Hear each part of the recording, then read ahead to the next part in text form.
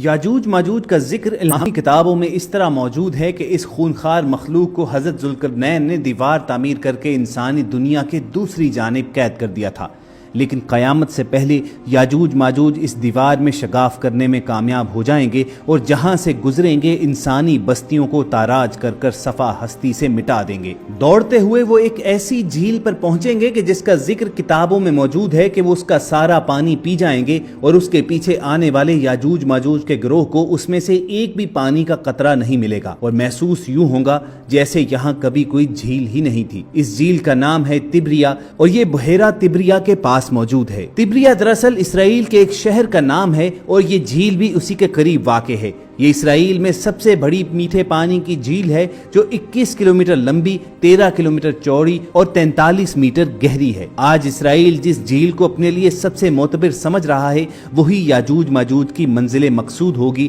جس کا ذکر قرآن کریم فرقان حمید میں 1400 سال پہلے آیا ہوا ہے۔ یاجوج ماجوج دراصل ہیں کون اور یہ کہاں رہتے ہیں؟ مولانا حافظ الرحمان نے اپنی کتاب قصص القرآن میں اس قوم کے بارے میں حکایات کو جمع کیا ہے، جبکہ قرآن مجید کی سورہ کہف میں اس کا ذکر واضح موجود ہے۔ مفسرین و محققین نے لکھا ہے کہ حضرت ذوالقرنین سفر کرتے وہاں جا پہنچے جو آرمینیا اور آذربائیجان کے نزدیک علاقہ ہے۔ وہاں دو پہاڑوں کے درمیان سے ایک قوم کھیت کھلیان تباہ کر دیتی تھی، ترکوں کو بے دردی سے قتل کر ڈالتی اور غلام بنا کر لے جاتی تھی۔ وہاں کے لوگوں نے حضرت ذوالقرنین سے درخواست کی کہ ہم آپ کو کچھ رقم جمع کر کے دیں تاکہ آپ ہمارے اور ان کے درمیان کوئی رکاوٹ بنا دیں۔ حملہ آور لوگ یاجوج ماجوج کہلاتے تھے۔ قرآن مجید میں اس کا ذکر یوں آتا ہے، انہوں نے کہا اے ذوالقرنین، یاجوج اور ماجوج اس زمین میں فساد پھیلانے والے لوگ ہیں، تو کیا ہم آپ کو کچھ مال کی پیشکش کر سکتے ہیں کہ جس کے بدلے آپ ہمارے اور ان کے درمیان کوئی دیوار بنا دیں؟ اس پر حضرت ذوالقرنین نے جواب دیا، اللہ نے مجھے جو اقتدار عطا فرمایا ہے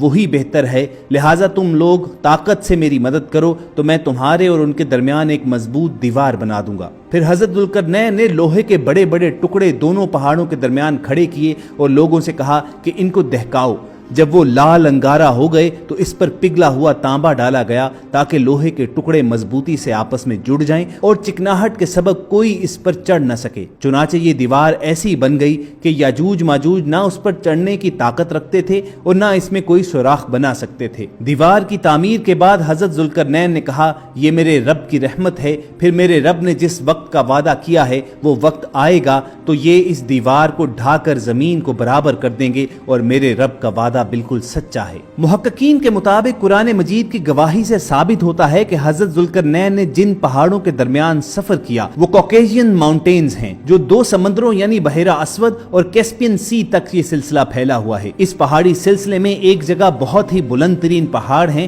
جن کے درمیان وہ واحد راستہ ہے جہاں سے آیا جایا جا سکتا ہے، مگر یہ راستہ مکمل برف سے ڈھکا ہوا ہے، اس کے اندر لوہا اور دھات موجود ہے۔ مفسرین کا ماننا ہے کہ یہ ضروری نہیں کہ یاجوج ماجوج کی تمام قومیں ذوالقرنین والی دیوار کے پیچھے محصور ہوں، البتہ وہ قبائل جو قتل و غارت کرنے والے تھے اور وحشی تھے انہیں صد ذوالقرنین کے ذریعے روک دیا گیا۔ روایات میں آتا ہے کہ تب سے اب تک یاجوج ماجوج اس کوشش میں لگے ہوئے ہیں کہ کسی طرح دیوار کو گرا کر باقی دنیا سے جا ملیں۔ قرب قیامت کی احادیث میں بیان کیا گیا ہے کہ رسول اللہ صلی اللہ علیہ وآلہ وسلم نے اشارات دیے کہ جب قیامت کا زمانہ قریب آ جائے گا تو اس وقت یہ دیوار گر جائے گی اور یاجوج ماجوج دنیا میں پھیل جائیں گے، یہ جہاں سے گزریں گے تباہی پھیلائیں گے، مخلوق خدا کو اپنے شر و فساد کا نشانہ بنائیں گے۔ ان کا پھیلا ہوا گروہ جب بھاگتا ہوا تبریا جھیل سے گزرے گا تو صحیح مسلم کی روایت کے مطابق وہ سارا پانی پی جائیں گے، اور جب آخری گروہ وہاں پہنچے گا تو کہے گا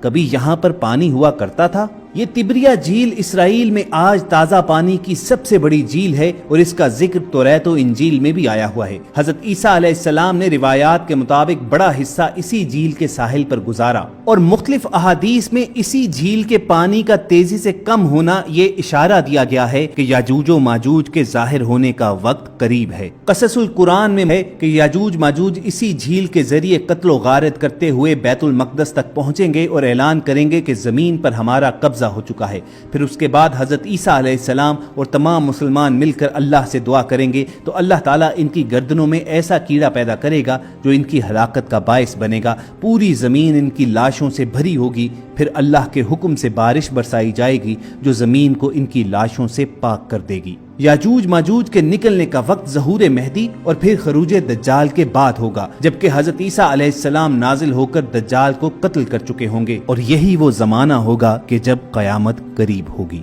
اللہ تعالیٰ سے یہ دعا کیجئے کہ اگر ہم زمانہ آخر تک پہنچیں تو اس فتنے کے دور میں ہمارا ایمان سلامت رکھے، اور اگر ہماری سانسوں کا اختتام اس سے پہلے ہی ہو جائے تو ہمیں ایمان کی موت نصیب فرمائے۔ اگر آپ کے دل کی یہی صدا ہے تو کمنٹ سیکشن میں آمین لکھنا مت بھولیے۔ ہم سب کی آج کی ویڈیو کا اسی بات پر اختتام بھی کریں گے۔ اگر آپ کو ہماری یہ کاوش پسند آئی ہو تو ایسی ہی تاریخی، اسلامی اور معلوماتی ویڈیوز فیوچر میں حاصل کرنے کے لیے آپ ریڈ بٹن پر کلک کر کے اور بیل آئیکن کو پریس کر کے ہم سب کے سبسکرائبر بن جائیے۔ اپنا اور ارد گرد کے لوگوں کا خیال رکھیے اور ہم سب کے ساتھ جڑے رہیے۔